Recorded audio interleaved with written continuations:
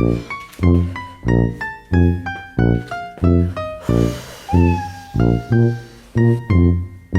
had a slip disc in a gym in London, the UK. Why does it matter to mention UK, you ask? Because the public healthcare system here, aka the NHS, is uniquely shit.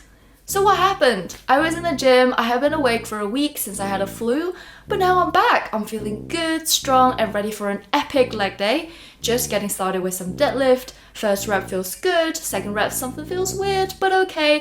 Third rep, boom! There is a sudden burning sensation spreading across the right side of my body. I sat down, trying to digest what happened, trying to calm myself down. I was even trying to continue my workout, which was really stupid. I think my body was in such a state of shock. I blacked out eventually, and I was wheeled directly from the gym to the A&E. And that's the story. If you would like to show some love and empathy, hit the like and subscribe button. That would bring tremendous consolation to my broken disc.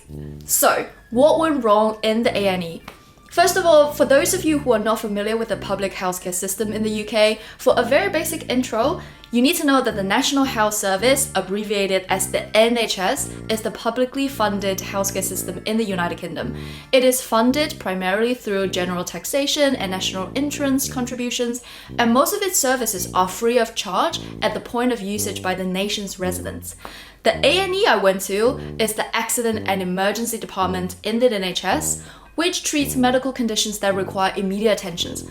For my visit there, I think 5 things went wrong. Number 1, the waiting time. Number 2, immediate pain relief. Number 3, clinical examinations and triage. Number 4, patient communications. Number 5, future recovery and follow-up. Let me explain more. Firstly, the waiting time.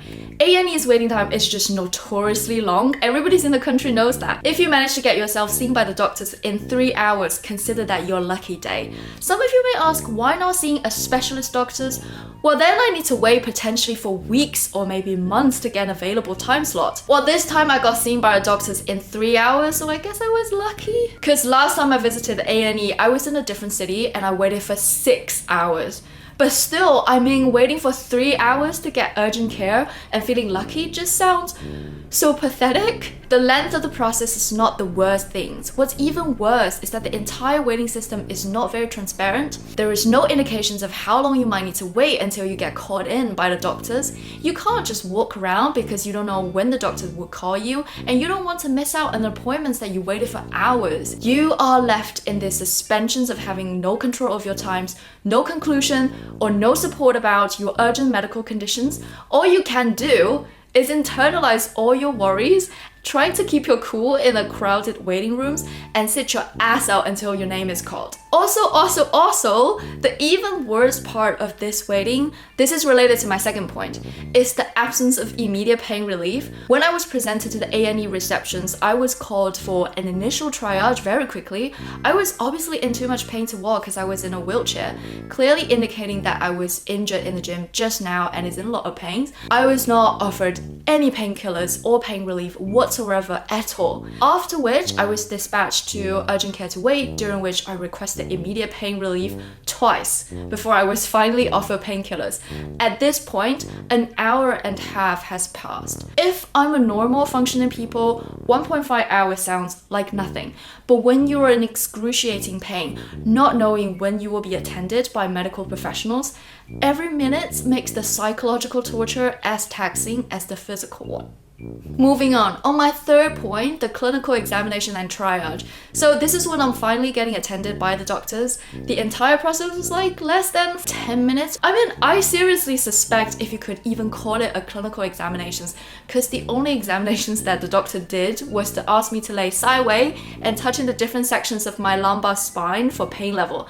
I was not offered any further test or MRI scan because I was not having bowel or urinal dysfunctions, which still was just mind-blowing. I don't see how a doctor can really understand the severity of a serious injury without running any forms of test or scan, and just simply relying on asking questions. It is just even more puzzling considering the amount of further treatments I got after going for the private healthcare route when my symptom persisted after a week of the A&E visit, which I shall cover in a bit later. My fourth point, patient communications.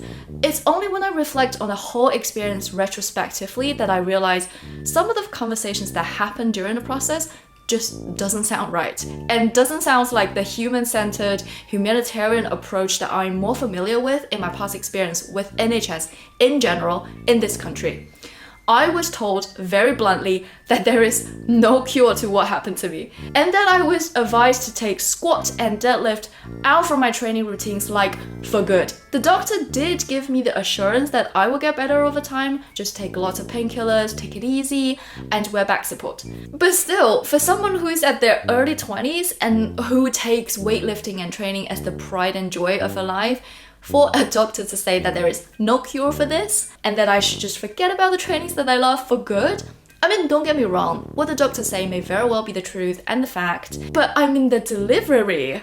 It was just way too tough and way too blunt for the doctor to rush in their life sentence to me on the spot, especially considering the contrarian opinions I received from speaking with alternative medical professionals. I remember reading Dr. Gawandé's book, Being Model, where he mentioned that a good doctor will make the most effort to understand the patient's priorities, fears, hopes, and acceptable trade-off to support the patients making an informed decisions. I mean, sure, for the doctor I encountered, I was provided with very affirmative next steps and assurance, but the entire process, I don't feel like the doctor is trying to understand my priorities at all and support me from my perspective. I was left in a abyss of hopelessness and horror, thinking that I would never be able to get back to the training levels that I used to do and retain the passion I have for weight training. Although I want to be very clear here, I am by no means targeting personally at any of the medical professionals I encountered in this experience. I genuinely believe that they treated me with as much decency as this shitty healthcare system would allow. They were only able to see me for 10 minutes after hours of waiting, unable to offer further test or scan as I would have hoped, appears to be in a rush and slightly on the edge. Those are all because they are so overworked, underpaid, and the waiting list for any service for the NHS is just so long that unless you're dying, the more advanced treatments will not be made available for you, not at least immediately. It is the healthcare systems that I'm deeply frustrated about, but not the individuals. My fifth and my final point. Future recovery plan and follow-up. In terms of follow-up, it's pretty much non-existent. At least I wasn't sure what to do if I wanted to chat to anyone about it further. In terms of future recovery plan, I felt like I wasn't given the full picture of my conditions and also information on alternative treatment possibilities. My doctors was way too rushed and blunt to dictate my recovery plan, which was just to sit it out. I wasn't even made aware of the possibility of seeing physiotherapy to get back on my strengths or any other alternative treatments that suit someone like me who has an active lifestyle. A whole week after the A&E visit, I still cannot live off painkillers. I have had new development with conditions, which I don't necessarily feel like it's going in the right directions. So I ended up going for the private healthcare route. I am grateful and very fortunate that my employee provides private health insurance that will get me access to a private specialist appointment and further treatments, and also physiotherapy, which will help me get back on the active lifestyle. Guys, this is my first time ever using private healthcare. It was almost kind of funny about the amount of shock I was secretly exhibiting when I entered into this fancy, spacious, laid-back clinics. I mean, they even offer free refreshments. Nobody's on edge, nobody's trying to rush anything. My private consultant is this charming and calm, well-established professional who offers me all the patience and the time to understand what has happened to me, what went wrong, and also what would I like to achieve.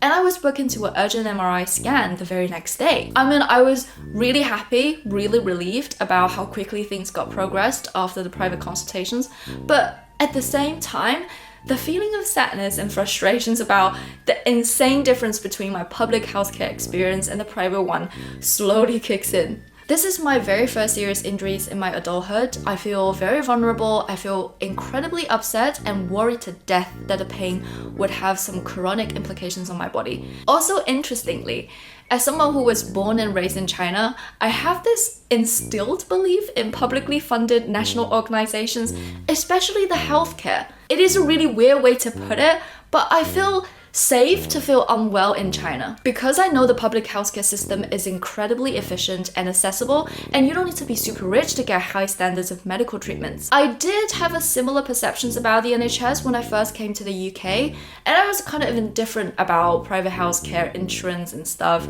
so I never bothered about using them, although they were available. My simple brain was thinking, I mean, like, how bad can a national healthcare system be? Especially in a developed country, right? But after this whole incident, it is such a profound epiphany that echoes what other people have been telling me about the NHS all this year. Quote, if you're not dying, they won't treat you. Guys, I'm not an ego lifter in the gym. I don't yank any weights. I focus on my forms and my tempo. I do meticulous warm-up before any trainings.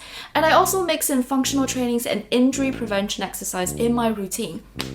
But guess what? Injury still caught me. So it literally could happen to anyone, despite paying a great deal of attention preventing it. I need to pray to God that I don't feel unwell or I don't fall accidentally to any kind of injury, because the healthcare system here is just so overburdened, so inefficient. It's just delivering the bare minimum of keeping ill patients alive. Those minor discomforts or chronic issues and non-critical conditions are just getting half-assed attentions and half-assed treatments. I've been living and working in this country for many years now. It's fine for this country to hit me with insane inflations, ever-rising cost of livings, jaw-dropping house price.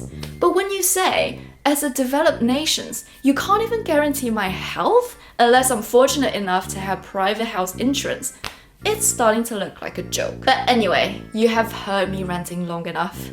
I wish none of you will ever fall ill or get injuries so that you will never visit the NHS. It is just some of my lengthy life reflections from having nothing to do for a whole week and being on such heavy medications that my brain is on complete downtime. I wanted to shout out to the beautiful souls that helped me when I got myself injured. Shout out to the most amazing, most patient staff in the gym that supported and assisted me to go to the hospitals. Shout out to the Uber driver who kindly offered me to stay in his car for a really long time at the drop-off while my boyfriend struggled to find a wheelchair to get me off. Guys, life is hard here, but your beautiful souls make it so much less so. Let me know in the comments if you have similar or different experience with the NHS. Stay safe and stay tuned for the next one.